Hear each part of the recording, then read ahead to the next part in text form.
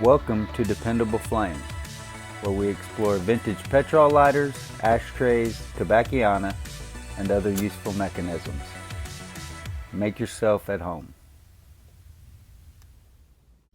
Today we are going to have a little follow-up on the video we had on Friday about table lighter inserts, specifically these lucite base or any of them that would fit in that round hole.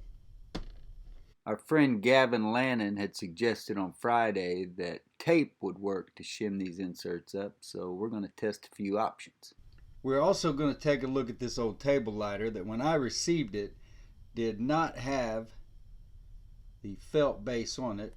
So I'm just going to show you real quick or mention how I did that. I got an email from the gentleman who had messaged me last week. Said he enjoyed the video very much on Friday and he wanted to get with me. So I was coming in here today just to kind of mess around and see what we might be able to do as far as making some of these other inserts fit a little tighter.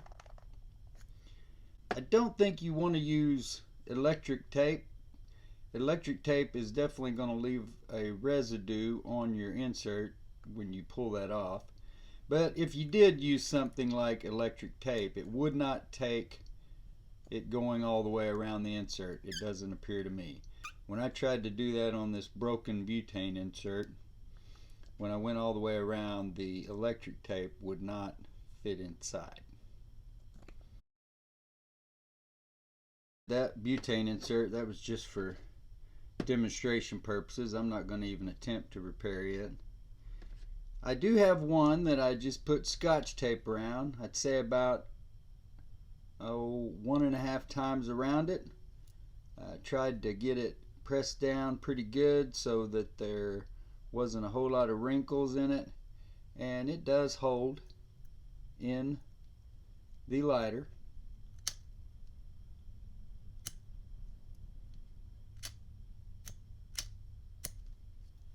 And would not fall out that way. Now, it would not be the most, professional looking thing if you had to pull it out in front of somebody to refuel it. You can also kind of see it through the lucite that there is something bunched up, or anyway, I don't know if anybody's focus would be on that, but just something to keep in mind. I did repair both of these inserts, so I will be mailing those off to Mr. Weller today, Monday.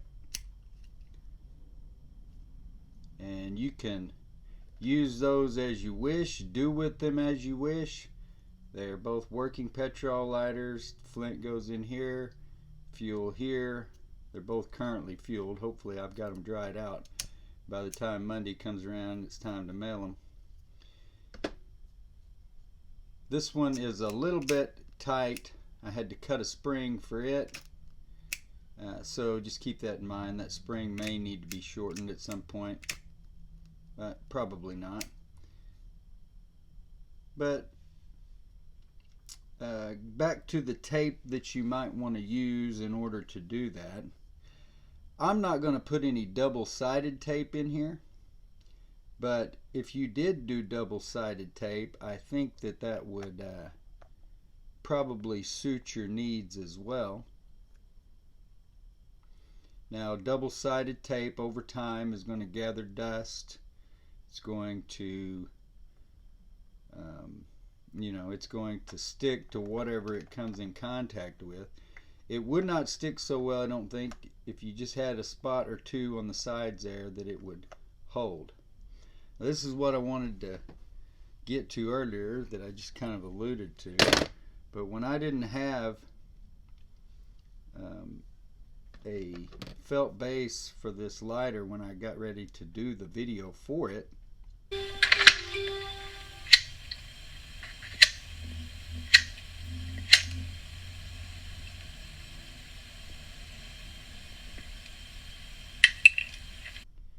I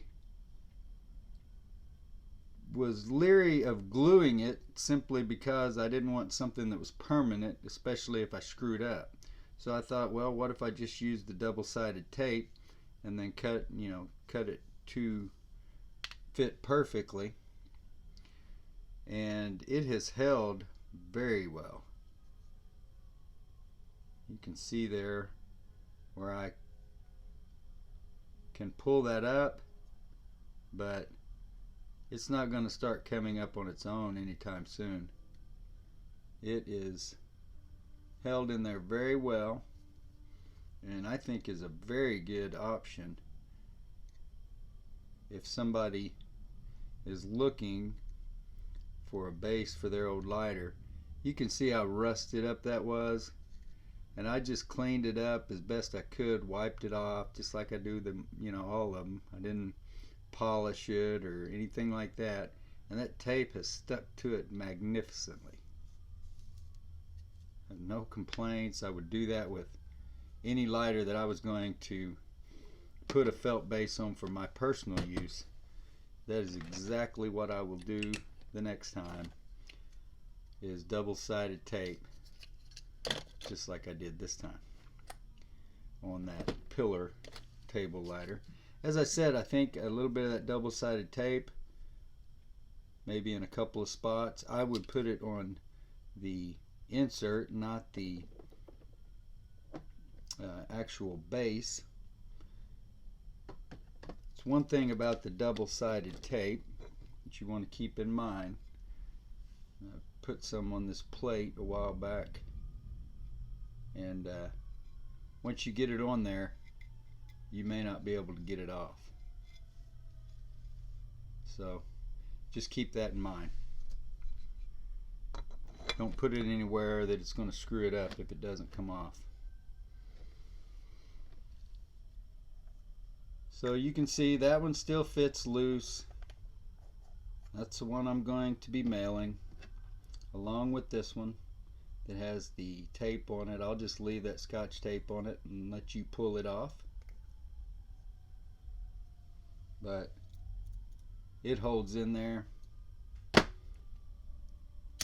They both work.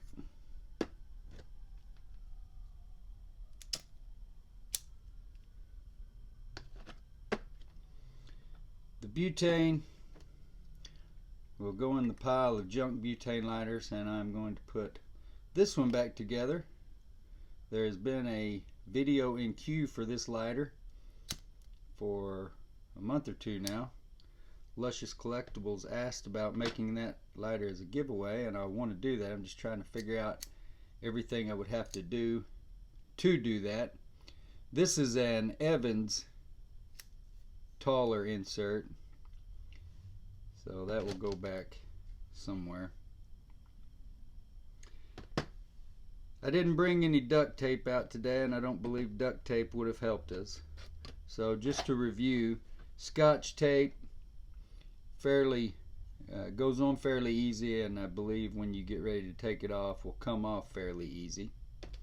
The electric tape, it will not take as much of that if you do it because it is thicker, but it is going to leave a residue when you pull it off, most likely, especially if it's on there for any kind of time or gets hot. You have the double-sided tape, which I did not demonstrate on this lighter, but have shown you or expressed how I believe that could be done. And then of course showing you how I put the base there. And I probably could have made an entire video for that. Probably should have made a video when I did that project, but I didn't know it was going to turn out so well. That's a pretty crappy lighter. I couldn't sell it. It doesn't light very well, but who knows, maybe one of these days I'll have enough time to change that.